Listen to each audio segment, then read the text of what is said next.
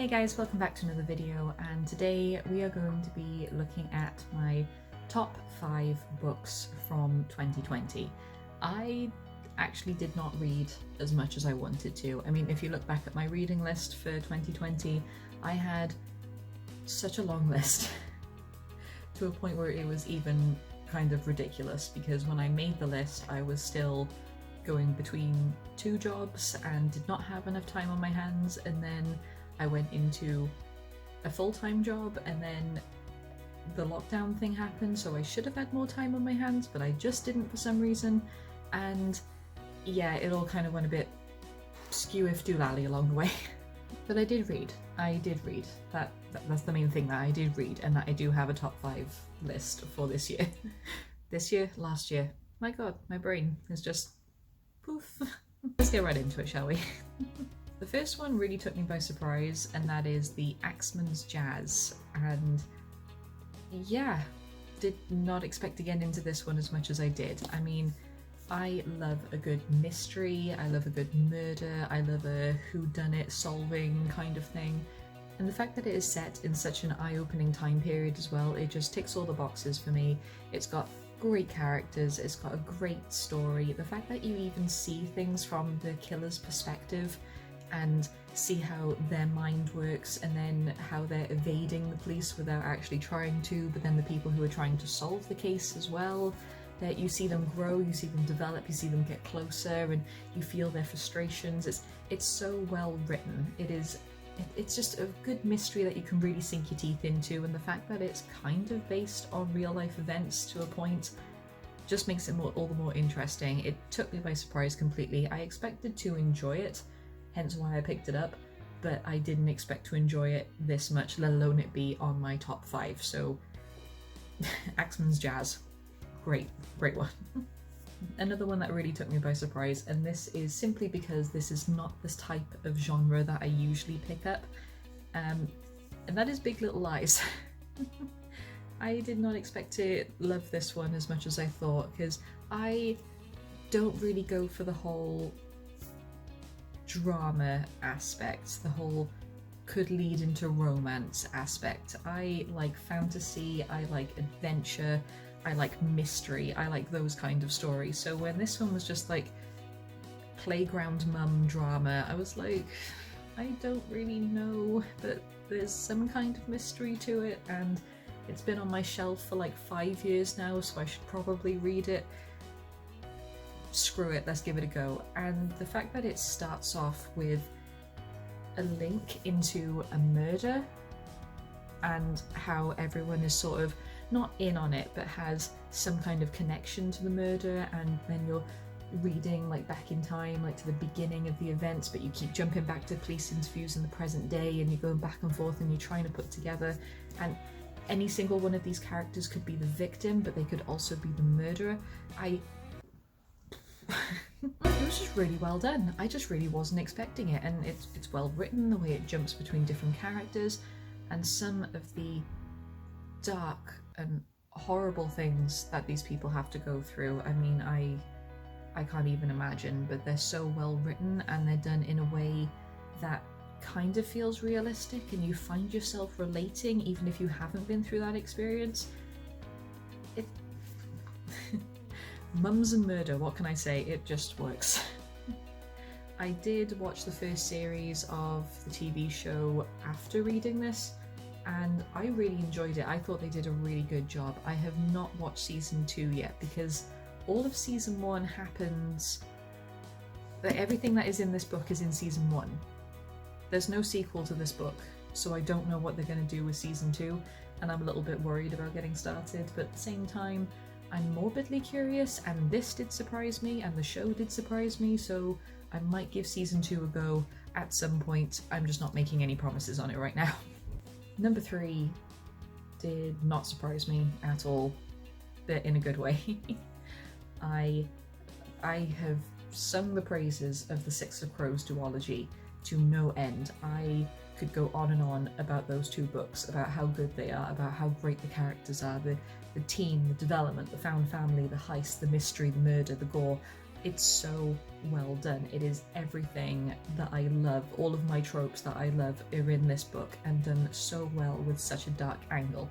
So it was no surprise to me that when King of Scars showed up on my reading list out of nowhere, I don't think it was even in my reading list video for 2020, but yeah, it was no surprise that this was absolutely amazing. It covers more characters, but it still links back to the characters that we love. It focuses on Nina, it focuses on Zoya. There's just more. There's just so much more. You get to see so much more of the world, you get to see so much more of the hurt and heartache that these people are going through. There's just so much more. Whereas Six of Crows was very contained in its own way, because you only needed to know what was happening in this one town and how it related to this one heist, that kind of thing. It was very contained, but you still got to understand how this world works and how grim it can actually be at times and how no one is treated fairly. You got to see all of that while in this contained thing, and that was very impressive. But this just expands it with travel and torment and rescues and fights, and good lord, the emotional development that these people go through. I loved it, I devoured it, I finished it in 3 days, something like that, because it is a bit chunky and I was working at the time. But yeah, I loved it. I haven't read the original trilogy, I cannot remember the name of it. Editing me, can you put the name of it up here, please? Thank you. I haven't read that trilogy. That one seems a bit more YA romance, love triangle trope, but Shadow and Bone, was that it? Awesome. But they are making a Netflix series where they're combining Shadow and Bone and Six of Crows, so I'm morbidly curious to read it just to see if it can live up to the expectations that this particular series has, because I really want it to, but I'm also very nervous about seeing where it goes. But this is the year where I'm opening my mind a lot more, so I need to just bite the bullet and go for it. But yes, Six of Crows, good lord. King of Scars, that's my third. Number 4, I did have a copy of the book, and it was a book of the month on this channel, and for the life of me, I cannot find my copy. We are currently rearranging everything for the baby's room, but then we're also rearranging the garage, because where the baby's room is now is Tom's office, because he's still working from home, because of, obviously, pandemic is still going on. So he's still using that room as an office, but he's going to be moving into the garage for his office so that that room can be the baby's room. And there's just a lot of rearranging going on at the moment, and it's very hard to keep track of where everything is. And I think that book has just gotten lost in the chaos of it all. So we do have the copy of the book somewhere, and I haven't even said what the copy is yet, so I'm probably just really annoying all of you right now. It is Good Omens. As I said in the book of the month for Good Omens, I did not read it first. I watched the TV series first and absolutely fell in love with it. I fell in love with the characters, the dynamic, the on-off friendship that they have. I found it hilarious, but at the same time there was some really good heartfelt moments in there, and they really handle the whole balance of religion well. So yeah, I wanted to give the book a go, and I was not disappointed. I am really gutted that I cannot find it anywhere. Yeah, it was such a good story. I mean, the characters were well balanced, the world felt very developed. It has the perfect balance of comedy from Neil Gaiman and Terry Pratchett. They worked so well together on this, and it's no wonder that it's such a big hit in both book form and TV series form. It's just such a good book, and I'm really gutted that I don't have the copy with me right now, but I will be on the hunt for it because it is in my mind and I cannot let it rest now. And finally, going back to right at the beginning of the year, The Final Empire. The first book in the Mistborn series. I devoured this thing. Again, similar to Six of Crows, it's got the whole found family aspect, it's got the heist aspect, it's got the magic aspect, it's got the unfair system that people are trying to balance out, but it's also got additional tropes like if the bad guy had already won and you're just in his world now. And the cool mentors, the cool magic systems, the way they explain everything without having a load of exposition. I mean, the time jumps did get me at times where it was like, okay, so this is, we're going to have a good little montage of how you're going to grow.